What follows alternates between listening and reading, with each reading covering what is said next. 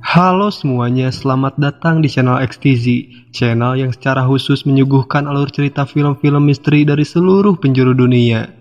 Hari ini, saya akan membahas alur cerita dari film misteri Jepang yang berjudul Yonimo Kimiyona Monogatari. Perhatian untuk semuanya, ini adalah video spoiler, dan bagi yang ingin melanjutkan, selamat menonton. Cerita dimulai di sebuah sekolah SMA Ichikawa di sebuah kota kecil di Jepang. Para siswa senior sedang berada di kelas mereka untuk menunggu hasil tes ujian mereka. Ini adalah Miyamoto Asuka, seorang murid yang ramah tetapi bodoh secara akademis. Bahkan untuk ujian yang termudah sekalipun, dia tidak pernah mengisi jawabannya dengan benar. Bahkan selalu mendapatkan nilai 0. Pacar Asuka yaitu Yoshida terlihat lebih bergairah pada hari itu. Yoshida berkata bahwa angka 0 adalah angka keberuntungan Asuka. Miyamoto Asuka. Watashi? Mate, kyou no lucky number 0 なんです。 Mereka berdua pun dimarahi oleh gurunya karena ketahuan mengobrol. Gurunya berkata bahwa masa depan mereka sangatlah suram. Oh, いいことあんじゃない？叫ぶのもいい加減にしろ！このままじゃお先真っ暗だぞ。はじめにやります。 Kali ini sang guru memberikan tes ujian sejarah. Pertanyaan pertama dimulai dengan harus menyebutkan sebuah monumen terkenal yang bisa mengabulkan permintaan. Alih-alih menjawab dengan benar, Asuka malah menulis nama tempat secara random, yaitu Gachimo. Tepat ketika dia menuliskan jawabannya, tiba-tiba sebuah cahaya terang terlihat di luar jendela. Kemudian di tempat lain, sebuah pohon rimbun terbentuk dengan sendirinya. Keesokan harinya, Asuka dan Yoshida pun sedang dalam perjalanan ke sekolah. Mereka berdua pun kemudian melihat pohon rimbun itu. こんなとこに道あったっけ？本当だ。よし。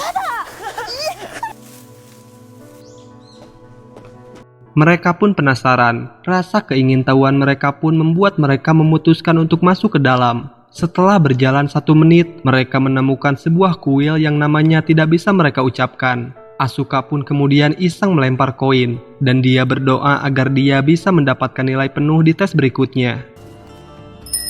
朝の小テストで100点取れますように。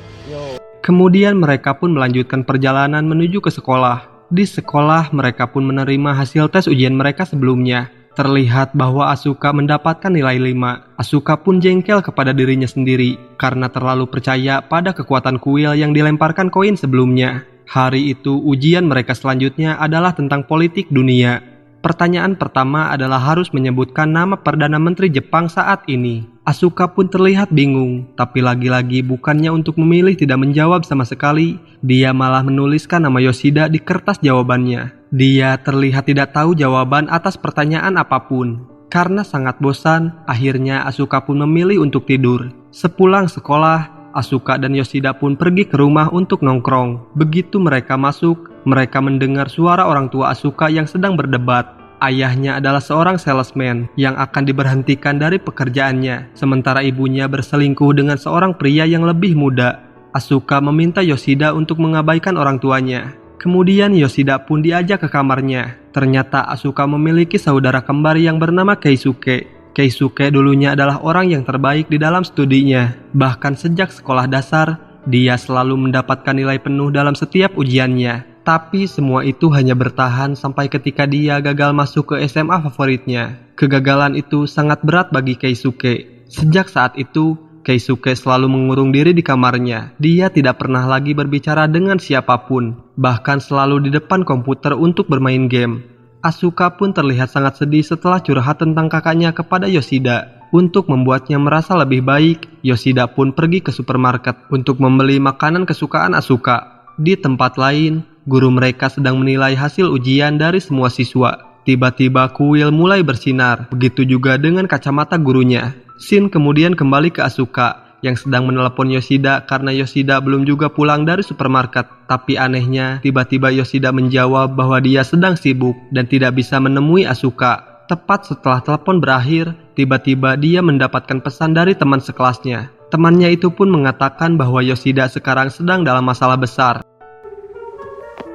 もしもしよし？ごめん、俺今超忙しい。え、肉まんは？やばい。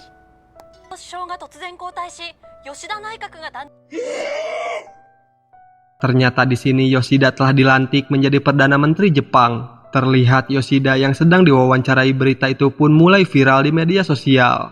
Hari berikutnya, Asuka kembali ke sekolah. Tapi Asuka masih terlihat kebingungan bagaimana bisa pacarnya yang hanya pergi ke supermarket berubah menjadi seorang Perdana Menteri.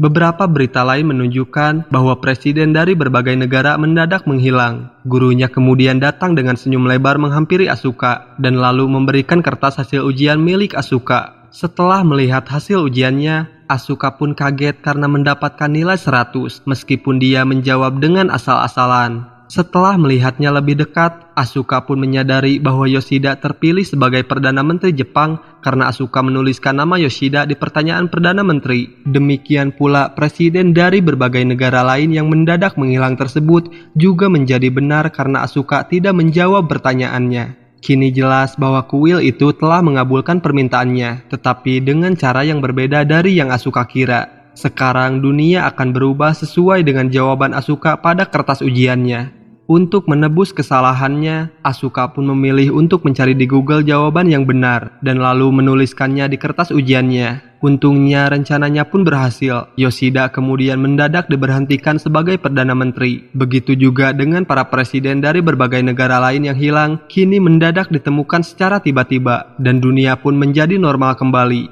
Hari itu akan diadakan ujian berikutnya, yaitu matematika. Kali ini Asuka tidak gugup sama sekali, karena dalam matematika tidak banyak yang bisa diubah jika dia menjawab salah. Sepulang sekolah, Asuka dan Yoshida pun bertemu kembali, dan Yoshida pun menceritakan bagaimana dia bisa dipecat dari seorang Perdana Menteri. Di sini Asuka lalu menenangkan dirinya terlebih dahulu, sebelum memberitahu Yoshida yang sebenarnya tentang kekuatan aneh yang dia miliki. Yoshida sebenarnya tidak percaya dan menyuruh Asuka untuk menulis sesuatu di kertas ujiannya untuk membuktikannya. Tapi sebelum Asuka menulis, terlihat sebuah menara di tengah kota tiba-tiba bergoyang dan terlihat sangat elastis. アスカを100点にするためにテストの結果が現実にまだ何もしてないよ。スカイツリーが揺れてる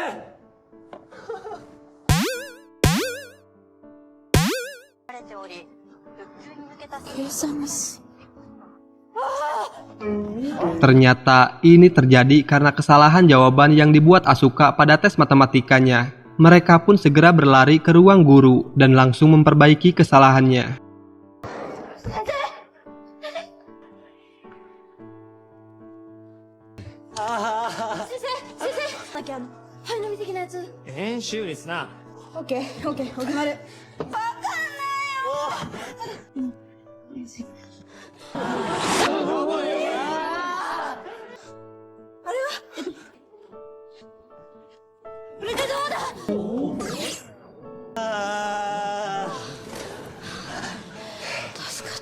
Akhirnya menara itu pun kembali normal. Bahkan para ilmuwan di TV pun tidak bisa menjelaskan apa yang menyebabkan menara itu bergoyang. Sepulang sekolah, Asuka dan Yoshida pun kembali ke tempat kuil itu berada. Tapi tiba-tiba gang kecil yang menuju ke dalam kuil itu tiba-tiba menghilang. Karena tidak ingat nama kuilnya, mereka pun tidak punya cara lain untuk mencarinya lagi. Sekarang satu-satunya cara untuk menyelamatkan dunia adalah dengan cara Asuka harus belajar lebih giat lagi, agar semua jawaban ujiannya bisa dijawab dengan benar. Bertekad untuk melakukan yang terbaik, Asuka pun mulai giat belajar pada malam hari. Sampai akhirnya dia pun tertidur. Scene berlanjut ketika Asuka dan Yoshida sedang berada di luar ruangan guru untuk menunggu hasil tes ujian mereka sebelumnya. Seperti yang diharapkan, Asuka masih mendapatkan nilai penuh. Kini dia berharap agar tidak melakukan kesalahan lagi, agar dunia bisa berjalan sebagaimana mestinya. Saat pulang ke rumah, terlihat bahwa ayahnya sangat kegirangan karena penjualan ayahnya yang kini telah sukses. Dalam tes ujian terakhir, Asuka ternyata menuliskan bahwa air keran adalah sumber energi paling berharga di dunia. Hal ini membuat orang-orang membeli lebih banyak pemurni air dan membuat penjualan ayahnya sangat laris. Di kemudian hari,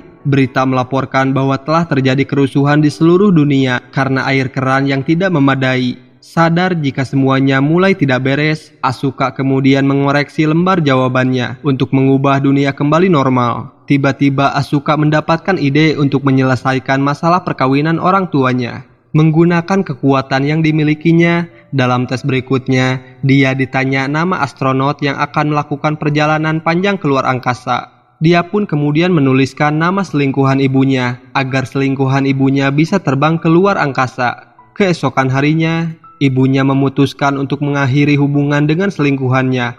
Akhirnya ibunya pun mulai fokus pada keluarganya sendiri. Kehidupan Asuka sebenarnya tidak bisa lebih baik lagi. Sekarang, satu-satunya orang yang harus dia bantu adalah saudara kembarnya sendiri, yaitu Keisuke.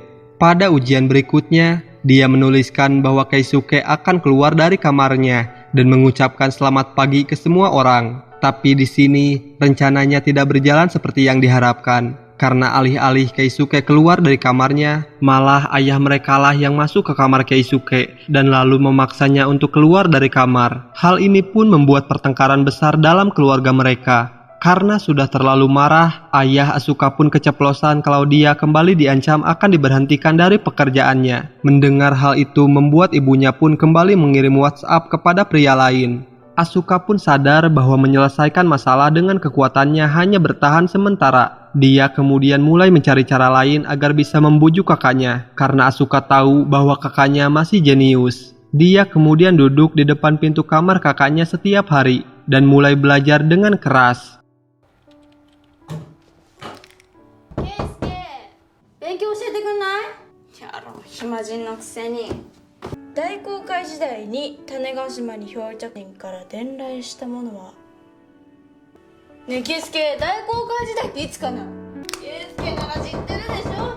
Alih-alih berhasil membujuk, Keisuke malah merasa terganggu oleh Asuka. Kemudian pada suatu hari, Asuka terlihat kesulitan menjawab soal matematika. Keisuke akhirnya berbicara untuk pertama kalinya, dan langsung mengajari Asuka rumus jawaban yang sebenarnya. 今日は数学。一辺が4センチの正方形。点 P が頂点 B から移動し。こいつなんなん？おとなしくしといてくれよ。ダメだ、マジ意味不だわ。一回飛ばそう。一次関数なんて？一次関数 Karena bimbingan dari kakaknya, Asuka pun mulai belajar lebih keras, meskipun Asuka hanya berbicara dengan kakaknya melalui pintu tertutup. Di sisi lain, ayahnya pun mulai membaca buku tentang perselesan. Ibunya pun juga menghapus semua nomor kekasihnya dari ponselnya, dan kemudian fokus pada keluarganya. Seminggu kemudian, Asuka pun akhirnya mendapatkan nilai 100 tanpa bantuan siapapun. Dia kemudian berlari ke kamar Keisuke untuk berterima kasih, tapi Keisuke malah menolak membukakan pintunya. ケイスケ、見て見て見て、100点だよ。さすがケイスケ。ねえ、ありがとう。あと、今まで一人にしてごめんね。ここ開けて、ケイスケにも100点見てほしい。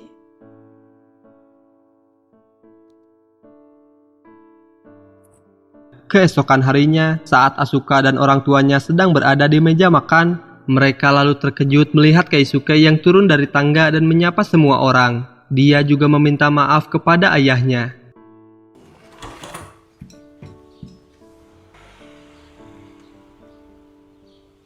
Ohayo. Ayo. Suatu hari dalam perjalanan ke sekolah, Asuka dan Yoshida melihat kertas ujian pertama di dalam tas Asuka. Terlihat bahwa Asuka telah merobek kertas itu karena Asuka mendapatkan nilai yang sangat buruk. Asuka kemudian menggabungkan kertasnya kembali. Di saat yang bersamaan, gerbang menuju ke dalam kuil itu pun terbuka kembali. Asuka kemudian teringat kembali bahwa dia telah menuliskan tentang kuil pengabul permintaan yang bernama Gachimo. Asuka lalu berkata bahwa kuil itu pasti terbentuk karena jawabannya itu sendiri. Mereka berdua pun lalu masuk kembali ke dalam kuil dan memohon untuk membalikan keinginannya agar dunia kembali normal. Mereka menunggu sesuatu yang terjadi, tapi kemudian kecewa ketika tidak ada yang berubah. Di sekolah, gurunya memberikan soal ujiannya lagi. Kali ini tentang geografi dunia dan populasi manusia. Tiba-tiba Asuka ingat bahwa kuil itu hanya mengabulkan keinginannya karena dia melemparkan koin. Ini berarti untuk membalikan keinginannya, dia harus mengambil koin itu kembali. 分かったならもう全部解きました。いや Dia kemudian dengan cepat menyelesaikan ujiannya dan bergegas untuk mengambil koin itu kembali. Namun ternyata koin itu berada di dalam peti yang terkunci. Dia kemudian mengambil koin itu dengan menggunakan sebuah tongkat dan hampir berhasil. Di tempat lain, Keisuke dan orang tuanya sedang mengobrol tentang masa depannya. Setelah lama dibujuk, akhirnya Keisuke pun mau untuk melanjutkan sekolahnya kembali. Kini ibunya juga meminta maaf kepada suaminya. Kita kembali diperlihatkan kepada guru Asuka yang sedang menilai hasil ujian terbaru mereka. Terlihat bahwa Asuka mendapatkan nilai penuh seperti biasa.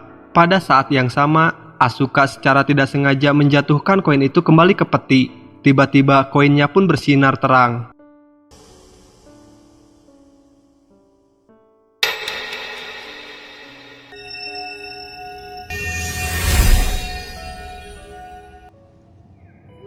Beberapa detik kemudian, terlihat tidak ada seorang pun di depan kuil. Asuka secara tiba-tiba menghilang. Lalu Shin pun menunjukkan keadaan kota yang sangat sepi.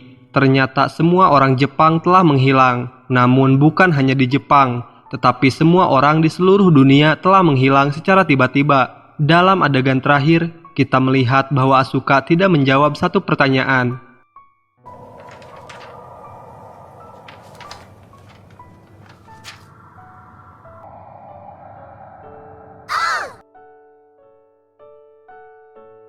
Soal ujiannya menanyakan seberapa banyak populasi manusia saat ini. Karena Asuka tidak menjawab pertanyaannya, maka seharusnya semua umat manusia tidak pernah ada yang hidup di muka bumi ini. Dan film pun selesai. Tapi pertanyaannya, bagaimana nasib selingkuhan ibunya yang kini sedang berada di luar angkasa?